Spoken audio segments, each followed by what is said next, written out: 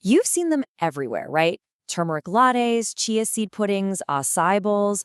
These so-called superfoods are all over our social media feeds and grocery stores. They come with these huge promises, like boosting our immunity, making our skin glow, and even warding off diseases. But what's really going on behind all that hype? I mean, it's the big question, isn't it? You see them everywhere, you hear influencers raving about them, but you have to wonder, are they really the miracle workers they're made out to be? Let's get into it. Because you gotta understand, this isn't just a wellness trend, it is a massive, massive business. Get this, $16 billion. That's the projected global market for just one single category of superfoods, adaptogens, by 2030. So yeah, there's a huge industry here, and it's built entirely on the promise of a quick fix for our health. So, in this explainer, we're going to pull back the curtain on the whole thing.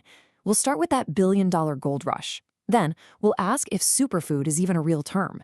We'll do a reality check, comparing the hype to what's actually true. We'll look at the hidden cost to our planet, dig into the psychology of why we're so quick to believe, and finally, we'll talk about what it really means to eat super. All right, first up, the gold rush. Let's look at how these foods go from being, relatively unknown to becoming these global phenomenons. It's this powerful cycle that always has us chasing the next big thing. It feels like a never-ending cycle, doesn't it? As soon as one trend starts to fade, boom, another one pops up to take its place. A few years ago, it was all quinoa, all the time. Now, you hop on social media and everyone's talking about CMOS or this new quinoa called fonio. It's this constant churn, and it's all fueled by marketing and our own search for that magic bullet. But hang on a second. When we say the word superfood, what are we even talking about? This really gets to the heart of the matter, the word itself. And this right here is probably the most important takeaway of the whole explainer. The term superfood, it's a marketing concept. It is not a scientific one. There's no official, regulated definition from any major food safety authority. It's a buzzword, plain and simple, created to sell us stuff. And this buzzword has a pretty funny history. It wasn't born in a high-tech lab. Nope.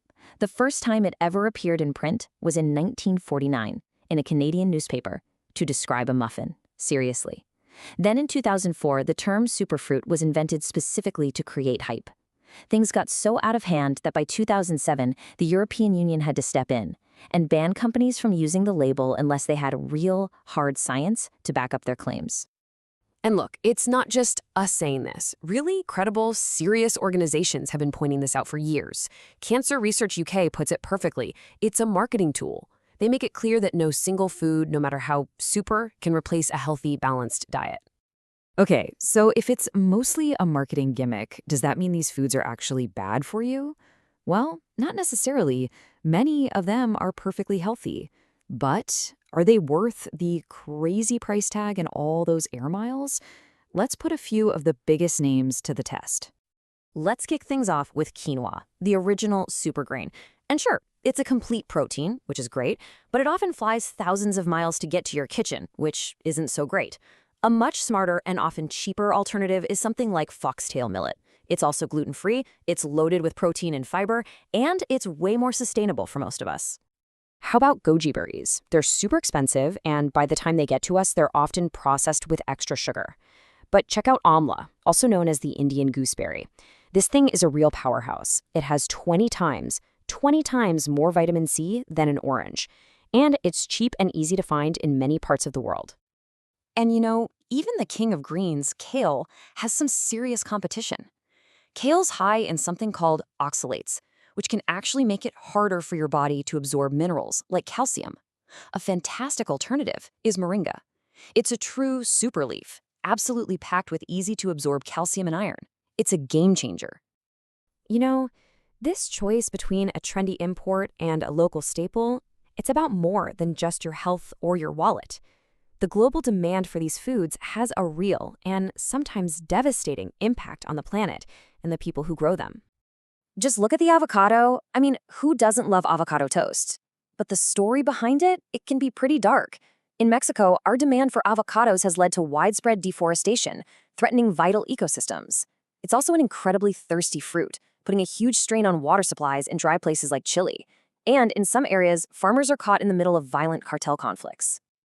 So it really makes you stop and think, doesn't it? Can we really call a food super if the way it's produced is causing so much damage to our environment and to other people? So, if the science is a bit shaky and there are some real ethical problems, why do we keep buying into the hype? Well, it turns out the answer has a lot more to do with our own psychology than you might think. Researchers have actually studied this, and what they found is fascinating. This model basically shows that our belief in superfoods has less to do with carefully weighing the evidence and a lot more to do with our pre-existing beliefs, our personalities, and, you guessed it, what the people around us are doing. It's not always a rational decision. It really just boils down to three big things. First, if you're already on board with the idea of superfoods, you're pretty much primed to believe the next big claim that comes along. Second, social pressure is huge. If all your friends are suddenly blending sea moss into their smoothies, you're probably going to think it's a good idea too. And finally, we tend to go with our gut. We rely on that intuitive feeling rather than doing a deep dive into the actual science. So, after looking at the marketing, the reality, the hidden costs, and even our own brains, the good news is all this knowledge gives us the power. We can take back control and decide for ourselves what super eating really looks like. So what can you actually do? It's pretty simple. First, just question the hype. When you see a big claim, ask yourself, is there any real science here, or is this just clever marketing? Second, go local. Seek out the nutritional powerhouses that are grown right in your own backyard. And third, and this is the most important one, prioritize variety. The real secret to health isn't one magic food, it's eating a wide range of different, colorful, whole foods. That is the real superfood. And maybe that's the bottom line. Maybe we need to redefine what super even means. What if it's not about how exotic a food is or how many antioxidants it has? What if the truly superfood is the one that's good for your body, good for your community, and good for the planet? Now that's a thought worth chewing on.